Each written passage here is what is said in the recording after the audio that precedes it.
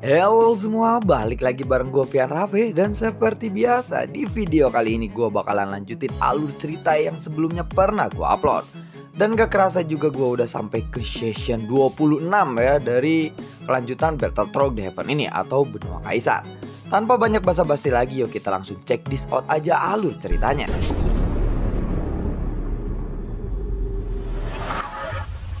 Di episode sebelumnya diceritakan bahwa Bing Yutu saat ini sedang bertarung melawan klon dewa asli yang tiba-tiba tidak terkendali. Saat Bing Yutu mengeluarkan kekuatannya, dan kekuatannya ini mampu untuk membekukan segala sesuatu yang ada di sekitarnya, wajah klon dewa asli tiba-tiba menunjukkan ekspresi keterkejutan. Dan ketika Bing Yutu bergerak lagi, dia segera menarik diri dan membalikan tubuhnya. Kali ini klon dewa asli tidak lagi ingin menyerang Wuzan dan juga Bing Yutu, tetapi dia melesat dengan keras ke ujung yang jauh. Jelas, kekuatan yang ditunjukkan oleh Bing Yutu ini membuatnya merasa terancam. Jadi, dia segera membatalkan ide untuk membunuh Bing Yutu dan juga Wuzan. Dan pada saat ini, kecepatannya langsung melesat. Sepertinya dia ingin melarikan diri ke ujung yang jauh.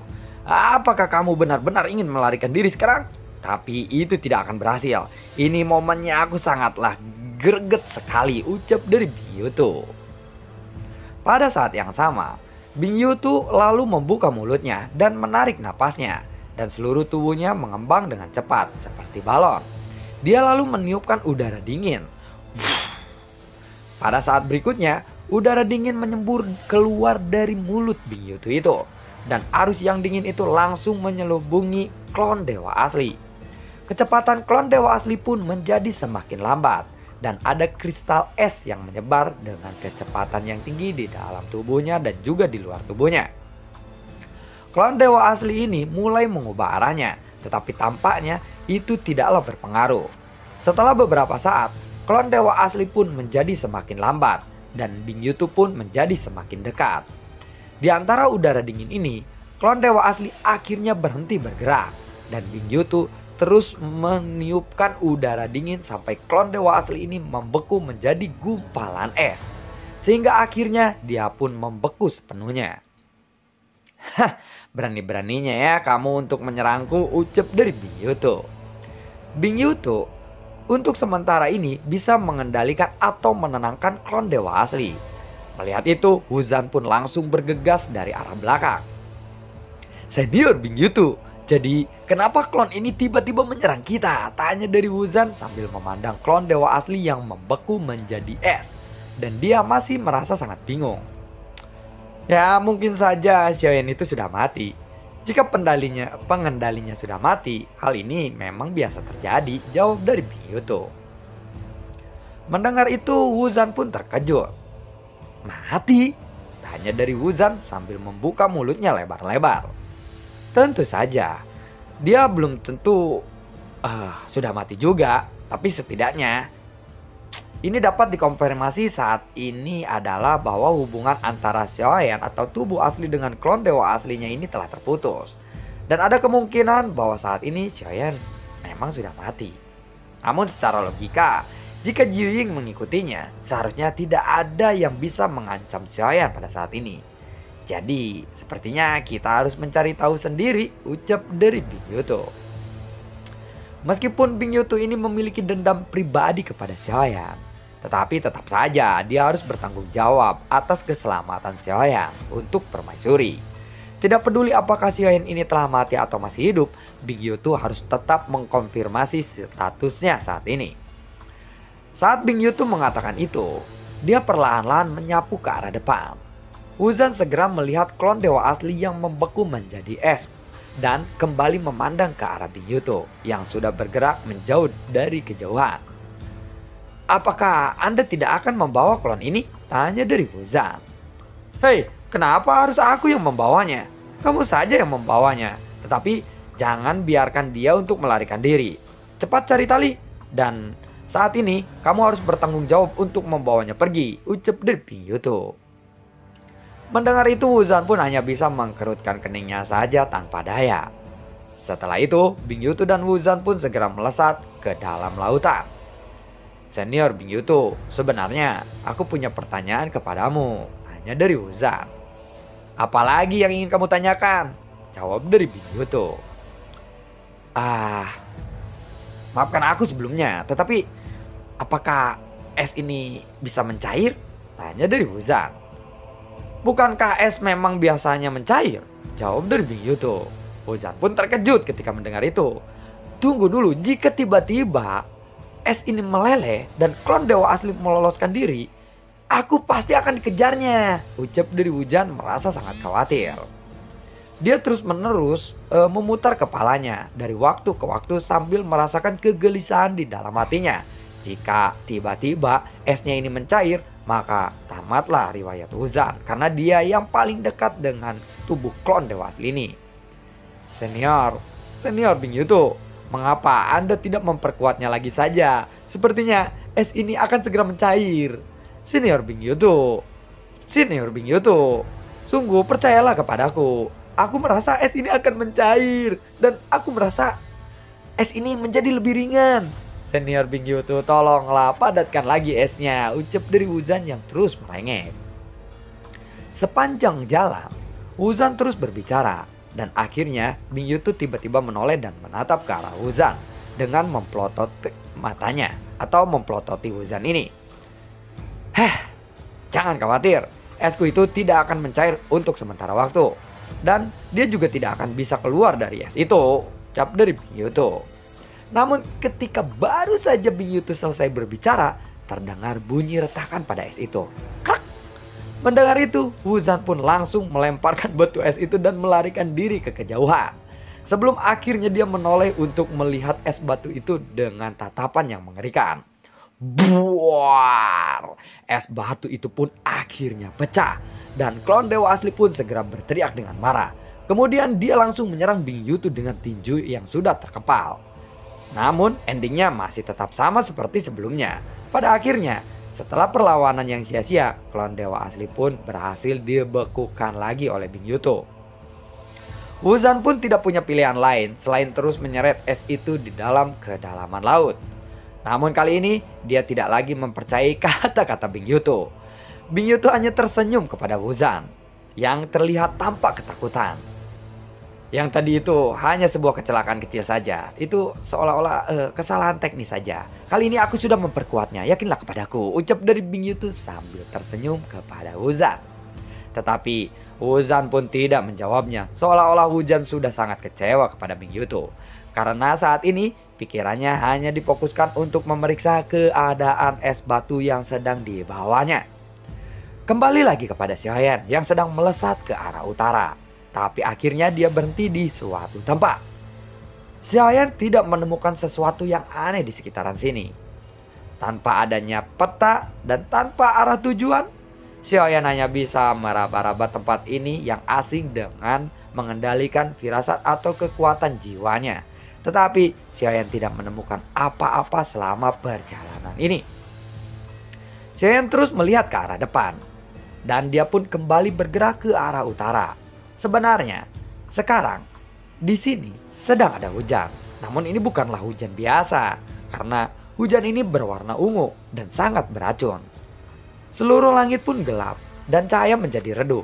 Disertai dengan hujan ungu yang aneh ini, tentu saja memberikan kesan menyeramkan yang sangat kuat. Xiaoyan lalu berhenti sebentar dan kembali melihat sekelilingnya. Saat ini, Xiaoyan sudah sedikit ragu-ragu. Dia berpikir apakah dia harus terus melangkah maju atau tidak. Tiba-tiba mata Xiaoyan pun menyempit. Dan di ujung jauh di sana, Xiaoyan melihat ada sosok berwarna merah sedang berdiri.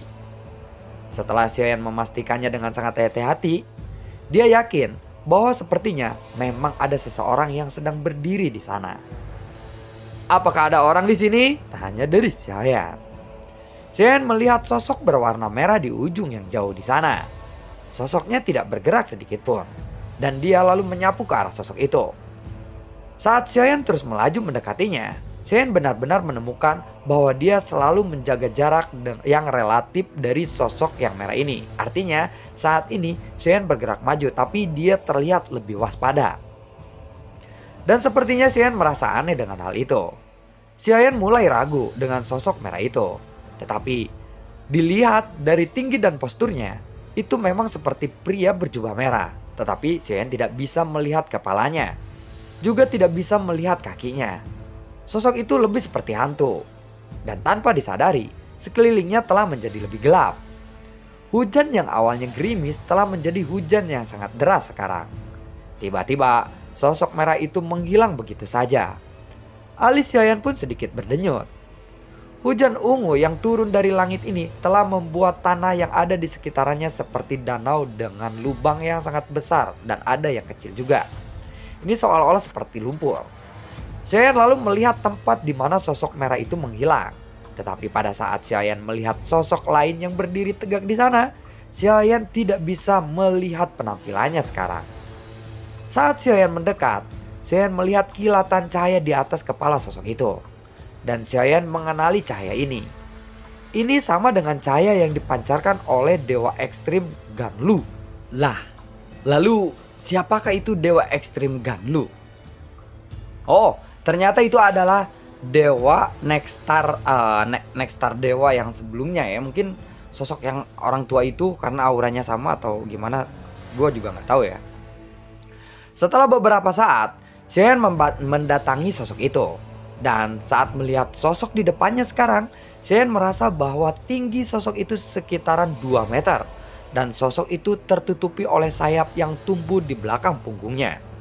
Seolah-olah dia itu seperti kelelawar ya yang menggantung tapi posisinya berdiri. Karena sayapnya menutupi seluruh tubuhnya.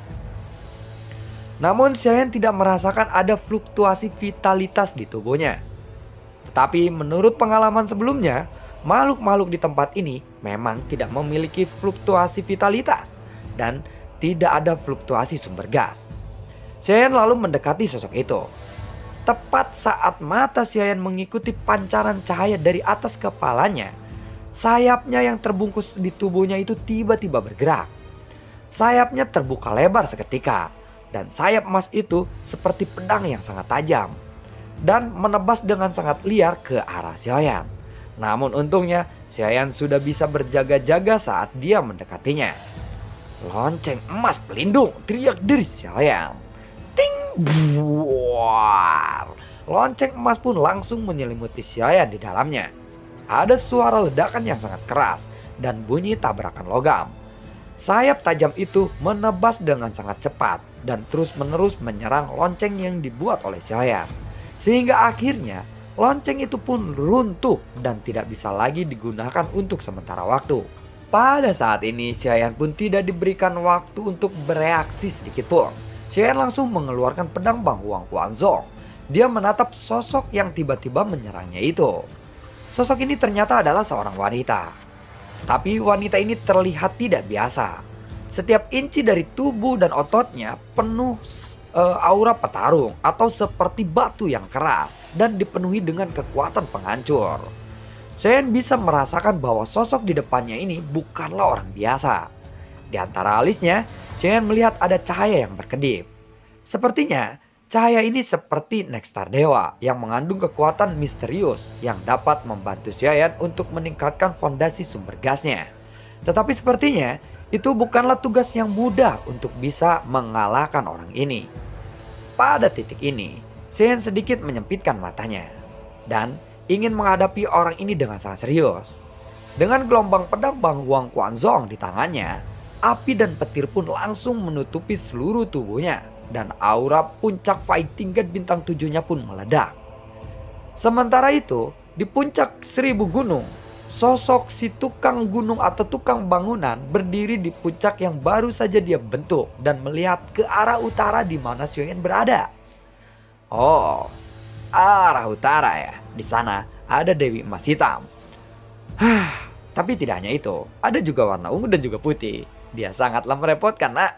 Namun jika kamu bisa mengalahkan salah satu dari mereka, satu Nexstar Dewa itu setara dengan 20 Nexstar Dewa yang ada di puncak gunungku ini. Arah utara memang pilihan terbaik untuk meningkatkan kekuatanmu, gumam dari sosok itu. Apa yang Xiayan hadapi saat ini adalah Dewi bersayap hitam. Dan bukanlah tugas yang mudah untuk membunuh mereka. tang ting tung buntung buar, dadidok bebek 2000 buar. Pertempurannya pun sangatlah seru. Pedang Bang Huang Quanzong di tangan Xiaoyan berayun dengan sangat cepat dan ada percikan api yang terbang ke arah mana-mana atau ke arah manapun. Pada saat ini, Xiaoyan dipenuhi dengan keringat dingin. Begitu Xiaoyan kewalahan dengan serangannya, tubuh Xiaoyan sudah memiliki luka besar dan kecil dan dipenuhi dengan bekas luka. Dapat dilihat bahwa dalam pertarungan saat ini, Xiaoyan benar-benar telah ditekan atau dirugikan atau terpojok. Oleh karena itu, Xiaoyan harus membuka jarak. Kemudian, api ungu pun muncul di tubuh Xiaoyan. Fondasi sumber gas Xiaoyan pun langsung meledak. Sekarang, fondasi sumber gasnya langsung meningkat menjadi 200 juta. Ini adalah jumlah sumber gas yang hanya dimiliki oleh seseorang fighting god bintang 8 tahap menengah. Setelah merasakan gelombang kekuatan di tubuhnya, Xiaoyan langsung menyerang Dewi bersayap hitam itu lagi. Tang ting tung buar, dededok bebek buar. Meskipun tidak ada fluktuasi sumber gas pada Dewi hitam ini, namun dia seperti klon dewa asli yang memiliki kekuatan fisik yang sangat menakutkan. Dan kecepatan serangannya juga sangatlah cepat. Xiaoyan pun kewalahan. Dan hal yang paling menakutkan ini adalah gerakan menyerangnya. Gerakannya ini sangatlah halus dan mulus tanpa jeda. Dia benar-benar sangat kuat, gumam dari Xiaoyan. Xiaoyan diam-diam bermeditasi di dalam hatinya. Tetapi serangannya ini masih tidak berhenti. Dan niat bertarung di matanya menjadi lebih kuat lagi. Yaobi! Teriak dari Xiaoyan. Pada saat ini, sekitarannya segera berubah menjadi cahaya yang sangat menyilaukan seperti siang hari. Dalam sekejap, Xiaoyan melihat bahwa Dewi bersayap hitam itu berhenti bergerak. Xiaoyan pun tiba-tiba menjadi gembira.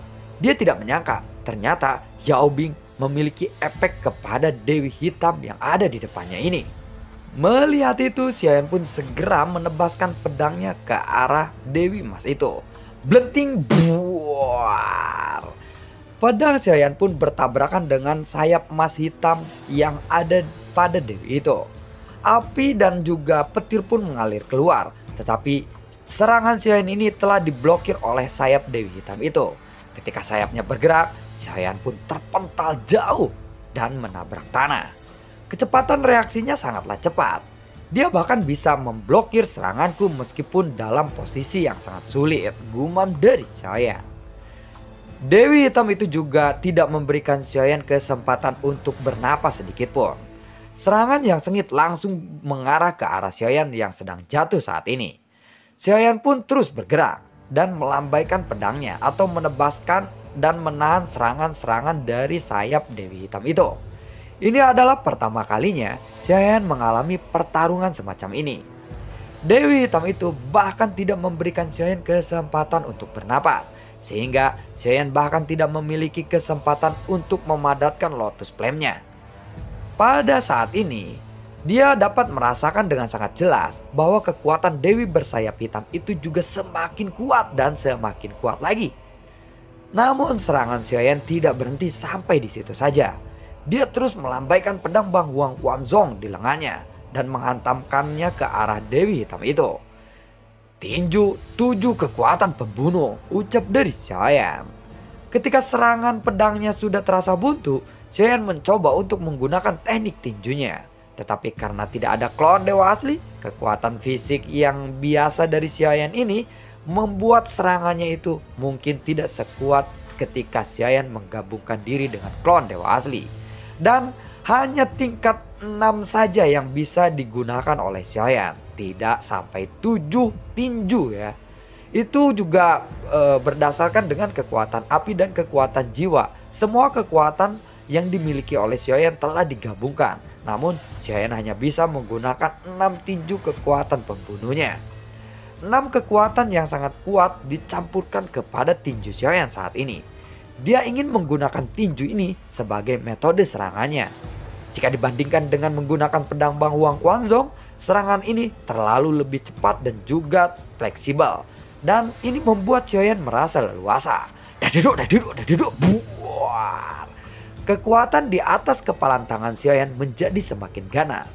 Tetapi sayap dari Dewi Hitam itu dapat dengan mudah memblokir semua serangan Xiaoyan ini.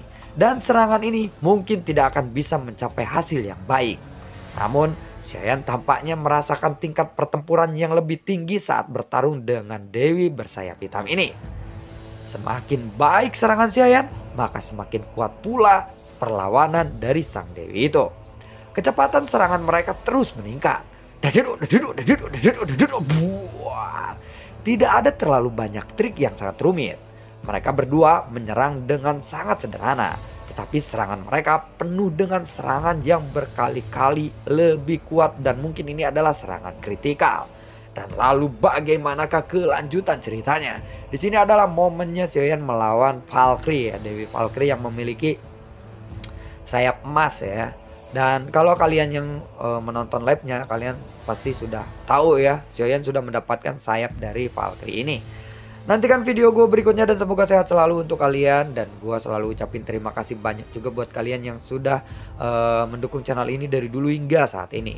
Dan gue juga selalu ucapin terima kasih banyak buat kalian yang sudah mensupport channel ini lewat link Saweria di bawah kolom deskripsi. Sampai ketemu lagi di video gue berikutnya. Di video gue berikutnya. Assalamualaikum dan semoga sehat selalu untuk kalian. Dadah.